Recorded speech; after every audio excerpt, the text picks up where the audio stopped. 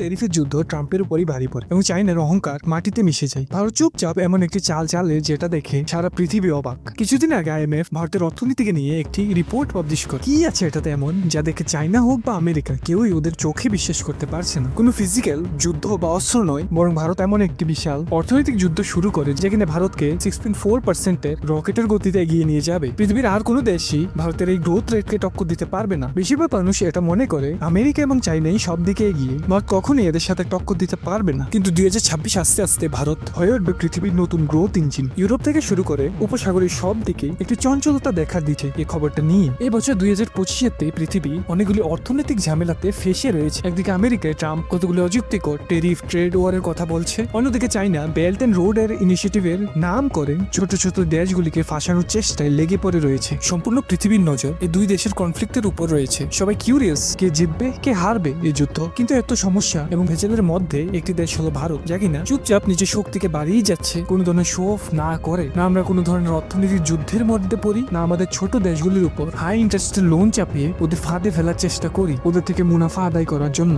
বরং ভারত এমন একটি সিক্রেট সুপার পাওয়ারে পরিণত হচ্ছে যার ব্যাপারে পৃথিবীর অনেক বড় বড় এক্সপার্টও আনঅ্যাওয়্যার। যখন আমেরিকা এবং চাইনা স্বপ্ন দেখছে বিভিন্ন পদ্ধতিতে একে অপরকে নিচে নামানোর, এদিকে ভারত সিক্রেটলি অলরেডি নিজের চাল চেলে দিয়েছে। এবং কিছুদিন আগেই যখন ইন্টারন্যাশনাল মনিটারি ফান্ড অর্থাৎ আইএমএফ যখন নতুন একটা রিপোর্ট পাবলিশ করে সারা পৃথিবীর অনেক দেশগুলিকে টার্গেট করে, সবাই চমকে যায় এটা দেখে। কারণ এই রিপোর্টটা ডিক্লেয়ার করে কে হবে সামনে আসা বছরগুলিতে এই পৃথিবীর আসল বস। চলুন তাহলে এবার এই রহস্যটা থেকে পর্দা তোলা যাক এবং দেখবো ভারত এমনটা কি করলো যা দেখে ইভেন পৃথিবীর কিছু বড় আইএমএফ এর মতো ইনস্টিটিউশনও মাথা নত করে। ইন্টারন্যাশনাল মনিটারি ফান্ড আইএমএফ যা অ্যানাউন্স করে যে শুধুমাত্র একটি দেশের অর্থনীতির রিপোর্ট না, বরং ইন্টারন্যাশনালি ভারতের ডমিনেন্সের ঘোষণা। এমএ সম্পূর্ণ পৃথিবীকে ওদের এই রিপোর্টের মাধ্যমে ক্লিয়ারলি বলে দেয় যে ভারতের ইকোনমি 2025 এবং 2026-এ 6.4%, হ্যাঁ 6.4% ঝড়ের গতিতে এগিয়ে যাবে। এই নম্বরটা চাইনা এবং আমেরিকার যে স্ট্র্যাটেজিস্টরা রয়েছে ওদের ঘুম কেড়ে নেয়। কারণ ঠিক একই সময়ে চাইনার ইকোনমি, যাকে কিনা বলা হয় পৃথিবীর নেক্সট সুপার পাওয়ার, ওদের গ্রোথ থ্রু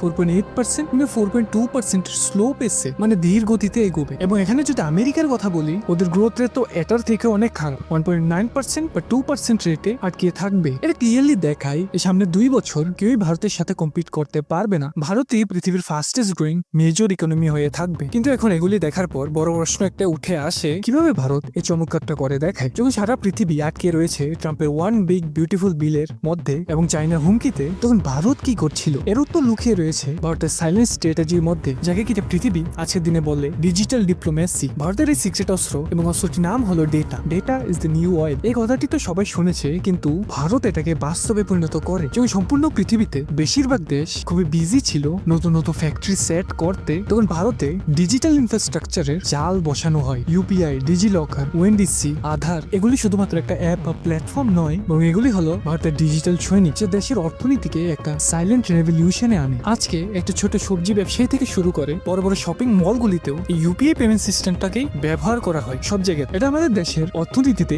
এমন স্বচ্ছতা এবং গতি এনে দেয় পশ্চিমী দেশগুলোও কল্পনা করতে পারেনি। আপনি নিজেই দেখুন না, আজকের দিনে এক ব্যাংক থেকে আরেক ব্যাংকে টাকা ট্রান্সফার করা কতটা সহজ হয়ে গিয়েছে এই ইউপিআই সিস্টেমটা থাকার কারণে। শুধুমাত্র একটি ফোন নাম্বারের মাধ্যমেই আপনি টাকা ট্রান্সফার করতে পারেন, কোনো জিনিস কিনতে পারেন। এবং আইএমএফ ইউপিআই এর এই ডিজিটাল ইকোসিস্টেমটা দেখি খুবই ইমপ্রেস। এটা হলো low cost high impact model, যাকে না আমেরিকা কপি করতে পারলো না পারলো চাইনা এই সিস্টেমটাকে বুঝতে। এটাই হলো ভারতের আসল শক্তি। আমাদের পৃথিবীর সাপ্লাই চেইনের এক বিশ্বস্ত পার্টনার বানিয়ে দেয় এবং ব্যবসায়ী বিনিয়োগকারীরা আরো বেশি করে বিনিয়োগ করছে ভারত চায়নাকে ছেড়ে। ভারতের এই কাহিনী শুধুমাত্র এই ডিজিটাল দুনিয়াতে সীমিত নয়, আন্তর্জাতিক সম্পর্ক ডিপ্লোমেসিতেও আমরা অনেকটা এগিয়ে। কিন্তু এই ডিপ্লোমেসি এমন নয় যে বন্ধ করেই হয়। এটা তো ভারতের একটি গোপন লং টার্ম স্ট্র্যাটেজি, অন্য দেশের সাথে নিজের সম্পর্ককে আরো গভীর করার। আপনার তো মনে আছে 2023 সালে যখন ভারত G20 অর্থাৎ গ্লোবাল সাউথের প্রেসিডেন্ট ছিল, ভারতের মতো উন্নয়নশীল দেশগুলির উপর বেশি নজর দেওয়া হয় প্রথমবার। সেই সময় পৃথিবী ভেবেছিল এটা হয়তো হবে একটা সাধারণ ইভেন্ট, কিন্তু এটা ছিল ভারতের লং টার্ম স্ট্র্যাটেজির একটা পার্ট। আইএমএফ এর মতো একটি বড় ইনস্টিটিউশনের মধ্যেও এর প্রভাব ভালোভাবে দেখা যায়। আফ্রিকা, ল্যাটিন আমেরিকা এবং সাউথ ইস্ট এশিয়ার যে দেশগুলি রয়েছে ওদের সাথে ভারত সম্পর্ককে আরো অনেকটা মজবুত করে, ওদের উপর কোনো ধরনের প্রেসার সৃষ্টি না করে, টেকনোলজিক্যালি চিকিৎসা ব্যবস্থা এবং এডুকেশনের সাপোর্ট দিয়ে। যেমন আফ্রিকাতে Indian technical and economical corporation ITEC এর আন্ডারে অনেক হাজার হাজার আফ্রিকান স্টুডেন্টদের বছর বছর অনেকগুলি টেকনিক্যাল কোর্স করানো হয় ওদের স্কলারশিপ দিয়ে, ওদের টেকনিক্যালি এম্পাওয়ার করা হয়। এদিকে চাইনা দেখুন কি করে, শ্রীলঙ্কাকে ওরা হাই ইন্টারেস্ট রেটের লোন দেয় এবং যখন শ্রীলঙ্কা ওদের লোনটা চুকাতে ব্যর্থ হয় 100 বছরের জন্য ওদের থেকে একটি শিপ পোর্ট লিজে নিয়ে নেয়। এবং এটা প্রথমবার নয়, আগেও অনেকবার চায়না আরো অনেক ছোট দেশগুলির সাথে এমনটা করেছে। ইভেন IMF এর মধ্যেও ইন্ডিয়ার কথা সিরিয়াসলি শোনা হয় আজকের দিনে, কারণ পৃথিবী আজ এটা মানে বিশ্ব শান্তি এবং স্টেবিলিটি ভারতের ডিপ্লোমেসির মাধ্যমেই সম্ভব। এটা ডাইরেক্টলি চ্যালেঞ্জ করে আমেরিকা এবং চায়নার চলে আসা ডিপ্লোমেসিকে, যেখানে শুধুমাত্র ওদের বেনিফিটের জন্যই কাজ করে। এবার দেখা যাক ভারত এমন কি করছে যা দেখে ট্রাম্প রেগে রয়েছে কিন্তু কিছু করতে পারছে না। যখন ট্রাম্প ভারত এবং চায়নার উপর এক্সট্রা ট্যাক্স লাগায়, চায়নার বিরোধিতা করে এবং এরা জবাবও দেয়, কিন্তু ভারত কি করে? ভারত WTO এর কাছে গিয়ে কাঁদে না ট্যারিফ কমানোর জন্য, বা চায়নার মতো বিরোধিতাও করে না। ভারত বেছে নেয় শান্তির পথ। ভারত নিজে সম্পূর্ণ ফোকাস দেশের ম্যানুফ্যাকচারিং এর দিকে আনে। PLI প্রোডাকশন লিঙ্কড ইনসেন্টিভের মতো অনেকগুলি স্কিম লঞ্চ করে। এর লক্ষ্য হলো পৃথিবীর মেজর কোম্পানিগুলিকে আকর্ষিত করা এবং নিজের ফ্যাক্টরিগুলিকে ভারতে প্লান্ট করা। এর ফলে কি হয়, আজকের দিনে পৃথিবীর যে অনেকগুলি বিশাল বিশাল কোম্পানি রয়েছে, ওদের নির্ভরতা চায়না থেকে কমিয়ে ভারতে ওদের নতুন ম্যানুফ্যাকচারিং হাবগুলি খুলছে। চায়না থেকে নিজের নির্ভরতা কমানোর জন্য ভারত ওদের একটি শান্তিপূর্ণ এবং লাভজনক বিকল্প দেয়। এটা ছিল একটা মাস্টার স্ট্রোক, যে আমেরিকাকে ওদের ট্যারিফের যুদ্ধে আসল জবাব দেয় এবং এটা বুঝিয়ে দেয় আসল অর্থনৈতিক শক্তি হইচই করে নয়, বরং নিজের ঘরকে মজবুত করার মধ্যেই রয়েছে। IMF এর রিপোর্টে শুধু অর্থনৈতিক নম্বরগুলির কথাই বলা হচ্ছে, কিন্তু আসল কাহিনী তৈরি হচ্ছে সেই গোপন সেক্টরগুলিতে যেখানে ভারত একটি নতুন উচ্চতায় পৌঁছাচ্ছে। সেই সেক্টরগুলি হলো সেমিকন্ডাক্টর, সোলার পাওয়ার এবং স্পেস টেকনোলজি। এই তিনটি ফ্রন্টেই ভারতের সফলতা সরাসরি চায়নাকে চ্যালেঞ্জ করছে। সারা পৃথিবী এটা জানে ভবিষ্যৎ সেমিকন্ডাক্টর বা চিপসেরই। এতদিন পর্যন্ত এই ফিল্ডে তাইওয়ান এবং চায়নার দাপট ছিল, কিন্তু এখন খেলটা পাল্টে যাচ্ছে। মাইক্রন, AMD এবং ভারতের নিজস্ব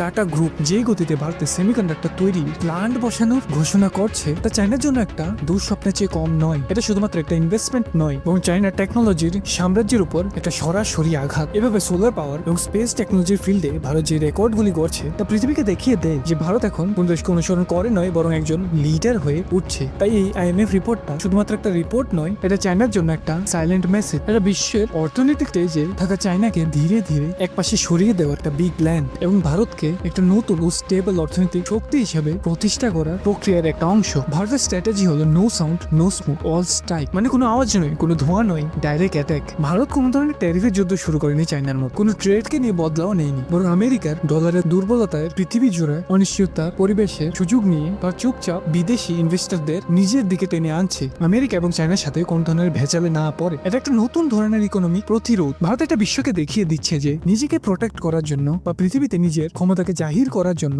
অস্ত্রের প্রয়োজন নেই। আমাদের জনসংখ্যা, আমাদের পলিসি এবং আমাদের স্টেবিলিটি হলো আমাদের সব থেকে বড় হাতিয়ার, যা আমাদের কোনো ডাইরেক্ট ফিজিক্যাল যুদ্ধ ছাড়াই জয় এনে দিচ্ছে। ভারতের এই অর্থনৈতিক জাম্প তো সবে শুরু, কিন্তু আপনি কি জানেন যে ইকোনমিক পাওয়ারের আড়ালে ভারত আরো একটা গোপন মিশনে কাজ করছে, যে আমাদের ডিফেন্স এবং টেকনোলজিতে তোলপাড় সৃষ্টি করতে চলেছে। এমন একটি মিশন যে চায়না এবং পাকিস্তানের ঘুম চিরকালের জন্য কেড়ে নেবে। আপনি যদি ভারতের এই টপ সিক্রেট প্রজেক্ট সম্পর্কে জানতে চান, তাহলে আমাদের কমেন্ট করে জানান, আমরা আপনাদের উত্তরের অপেক্ষায় থাকবো।